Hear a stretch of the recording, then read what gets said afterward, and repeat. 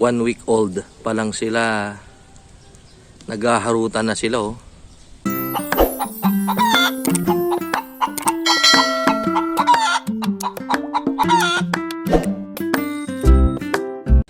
Good morning po sa inyong lahat. Dito po tayo sa farm para ipakita ko po sa inyo yung aming newly born na Anglo-Nubian.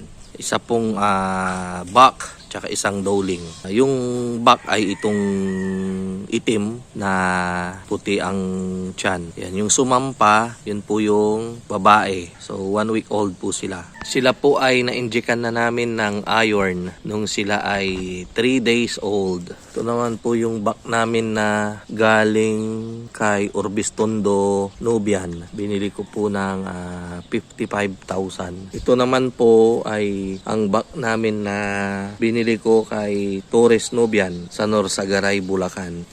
Yun naman po yung nanay ng mga upgraded kong Anglo-Nubian, 75%. Dito po tayo sa farm. Dito ako sa silungan ng poultry.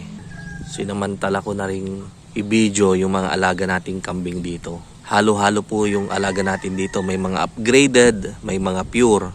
Yung pure na doe namin ay nasa ibang farm dahil sila ay buntis na. Sila ay hindi pwedeng ma-stress para ding tao. Kapag na-stress, may possibility na sila ay makunan. Ayan, nandun lang sila.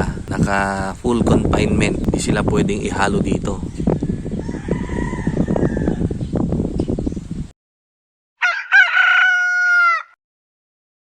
Maganda rin po yung pagkakambing, lalo na kapag maluwag po yung place ninyo. Yung pwede nyo lang silang pagalain, may low-cost housing lang kayong gagawin para sila ay may masilungan. Maganda rin po. Tapos may iba pa kayong negosyo doon sa place, parang ganito. Yung pinaka main business dito ay yung poultry, pag-aalaga ng layers. Tapos yung kambing naman parang taga grass cutter lang. And at the same time, di mo namamalayan, may nabubuntis, may nanganganak, mabebenta mo yung mga anak nila. Pero dito sa amin, ang binebenta lang kasi namin yung mga lalaki kasi nagpaparami pa kami. So marami na rin kaming nabenta, yung mga upgraded. Pero yung pure namin, pinaparami pa.